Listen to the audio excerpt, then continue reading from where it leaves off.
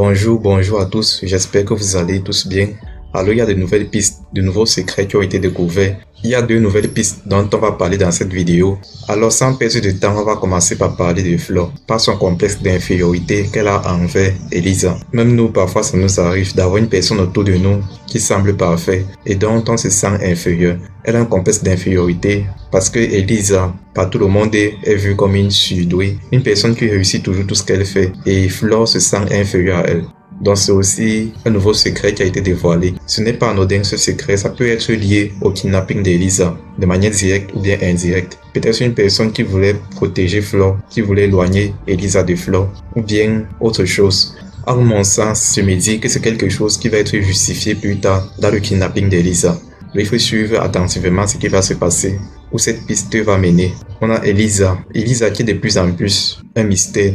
D'un côté, elle est vue comme une surdouée, une personne qui réussit, une personne populaire, une personne qui a des rêves, une personne qui a de l'ambition. Mais d'un autre côté, il y a une part plus sombre d'elle, une personne un peu tourmentée, une personne qui souffre de quelque chose qui la tourmente. Ça peut être un sentiment amoureux, une personne dont elle est amoureuse, ou bien autre chose qui concerne un de ses proches. On découvrira au fur et à mesure un peu plus sur Elisa, selon moi. Toutes les pistes qui vont être découvertes seront liées à Elisa. On va un peu plus apprendre sur elle, sur son caractère, sur qui elle était avant son kidnapping, sur ce qu'elle faisait, sur ce qu'elle ressentait, sur les personnes avec qui elle était, sur ses sentiments.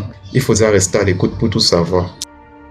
On a Santiago qui est amoureux d'Elisa, qui est sorti avec Elisa et qui est le cousin d'Elisa et qui est aussi de plus en plus mystérieux lorsqu'on lui demande ce qu'il fait, comme s'il avait un secret, quelque chose qui lui tourmente aussi. Donc il y a de plus en plus de mystères autour de ces adolescents, de leur rapport avec Elisa, de plus en plus mystérieux, de plus en plus incompréhensible par ses parents.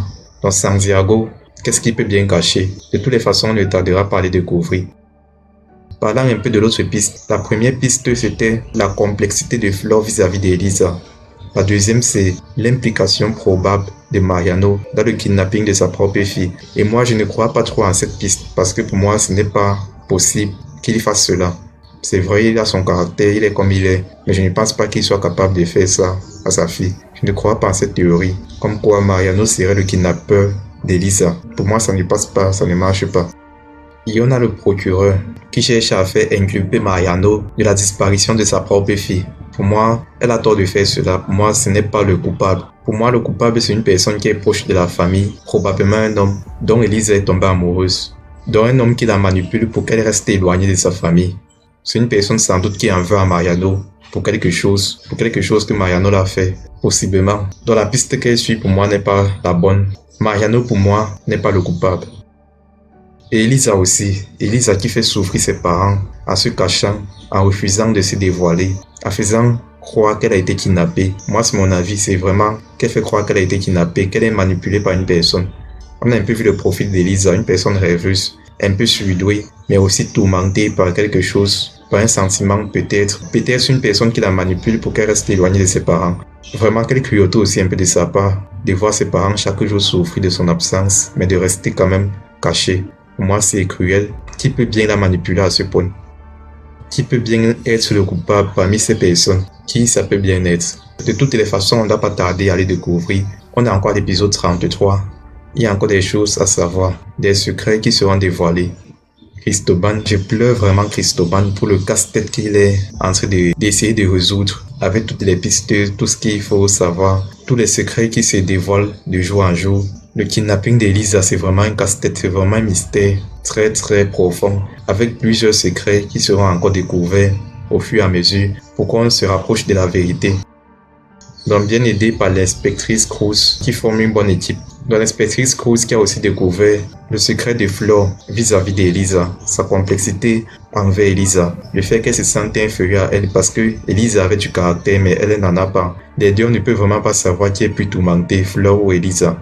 Mais Flor se sent inférieure à Elisa. Elle est complexée par Elisa parce qu'Elisa est plutôt une personne populaire que les gens admirent. Mais elle est un peu plus réservée et un peu moins confiante. Donc de toutes les façons, on verra au fur et à mesure où est-ce que toutes ces pistes, tous ces mystères vont mener. Quels secrets est-ce qu'on va encore découvrir? Tout cela on verra très prochainement avec une nouvelle piste de la série Portée disparue. Si vous n'avez pas encore vu les précédents reviews, Je vous invite à consulter ma playlist en description où j'ai fait les précédents reviews. Donc ne manquez pas d'aller la consulter en entier. Et on se retrouve très bientôt pour un nouvel épisode. Ne manquez pas, faites la paix avec vous et avec vos proches. Et on se dit à très bientôt.